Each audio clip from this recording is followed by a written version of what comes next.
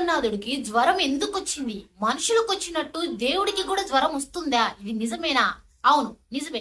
కొన్ని వందల సంవత్సరాల నుంచి ఎంతో నమ్మకంగా వస్తున్న ఒక అనాదిగా ఎంతో మంది నమ్ముతున్న ఎన్నో కోట్ల మంది జనాలు నమ్ముతున్న ఒక గొప్ప విషయం ఏంటంటే, పూరి జగన్నాథుడికి జ్వరం రావడం వల్ల, తలనొప్పి రావడం వల్ల జలుబు చేసి ఆ తర్వాత 15 రోజుల పాటు ఆ గుడి తలుపులు అయితే మూసివేయడం జరిగింది.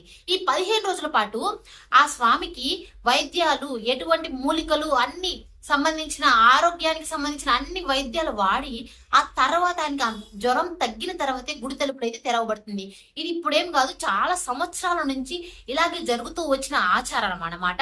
అసలు ఈ పూరి జగన్నాథ్కి ఏంటి ఈ స్పెషల్? అసలు విషయం ఏంటంటే, ఒరిస్సాలోని పూరి జగన్నాథ్ టెంపుల్ కి ఎన్నో ఆశ్చర్యమైన, ఎంతో నిగూఢమైన రహస్యాలు ఎన్నో దాగి ఉన్నాయి. అందులో మొట్టమొదటిది ఏంటంటే, పూరి జగన్నాథ్కి జ్వరం రావడం. అసలు జ్వరం ఎందుకు వచ్చింది?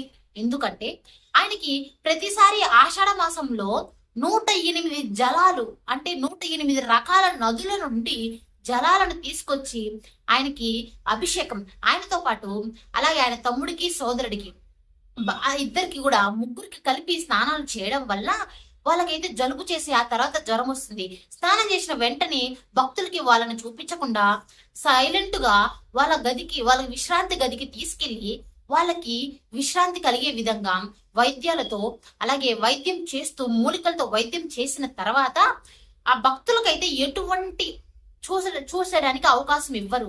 ఇంకా ఎన్నెన్నో రహస్యాలు ఉన్నాయి ఈ గుళ్ళో. అందులో కొన్ని రహస్యాలు మనమైతే ఈరోజు మాట్లాడే ప్రయత్నం చేద్దాం. అందులో మొట్టమొదటిది ఏంటంటే, మన ప్రపంచంలోనే ప్రధాన గుడిలో ఉంటాయి కదా విగ్రహాలు, ఏవైతే ప్రధాన విగ్రహాలు ఉన్నాయో అవైతే చెక్కతో చేయబడ్డాయి ఈ పూరి జగన్నాథ టెంపుల్. ఇదే మొట్టమొదటి అత్యంత విశేషమైన విషయం అంటే ఇది. అండ్ రెండోది ఏంటంటే, ఆ గుడిలో ఆ గర్భగుడి ఉంటది కదా, ఆ జెండా వచ్చేసి ఎప్పుడు కూడా గాలి వీచే దిశగా కాకుండా దానికి వ్యతిరేక దిశలోనే ఆ జెండా అనేది ఎగురుతుంది అనేది ఇంకొక ఎంతో ఆశ్చర్యకరమైనది. ఇంకొకటి ఏంటంటే, ఇప్పుడు ఎంత ఎండ వచ్చినా మధ్యాహ్న సమయం అయినా గాని ఆ గుడి యొక్క నీడ అనేది కింద పడదంట. ఇది ఎంత పెద్ద రహస్యం. ఎందుకు పడదు ఏందని ఎంతో మంది ఎన్నో విధాలుగా ట్రై చేసి ఇది దేవుడు రహస్యము, దేవుడి యొక్క మహిమ అని చెప్పేసి అందరూ అందరితో సైలెంట్ అయిపోయారు. ఇలాంటివి ఎన్నెన్నో ఆ పూరి జగన్నాథ్ టెంపుల్లో రహస్యాలు దాగి ఉన్నాయి. అంతేకాకుండా ఇంకొక గొప్ప విషయం ఏంటంటే, పూరి జగన్నాథ్ టెంపుల్ సముద్రం పక్కనే ఉంటుందని ప్రతి ఒక్కరికి తెలుసు. అయితే సముద్రం పక్కనే ఉన్నప్పటికీ మనము ప్రధాన ద్వారం, సింహద్వారం గుండా గుడిలోకి ప్రవేశించిన తర్వాత ఆ సముద్రం యొక్క అలలు మనకైతే వినిపించవంట. ఎంత గొప్ప కదా. అలాగే ఈ గుడి దగ్గర, ఈ పూరి జగన్నాథ్ టెంపుల్ దగ్గర శ్రీకృష్ణుని యొక్క హృదయం అంటే గుండె ఇక్కడికి వచ్చి ఉండడం వలన ఈ గుడికి ఇంత మహిమ.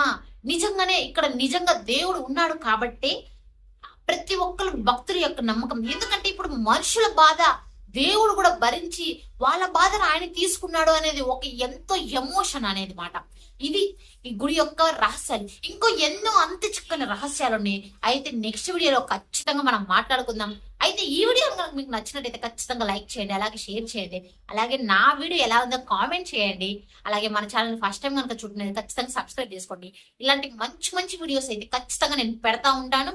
మీకు నచ్చిన టాపిక్ ఏంటి, మీకు సంబంధించిన ఏవైనా ఉంటే నన్ను ఖచ్చితంగా కామెంట్ చేయండి. నేను ప్రతి కామెంట్కి రిప్లై ఇస్తాను. Thank you guys, bye.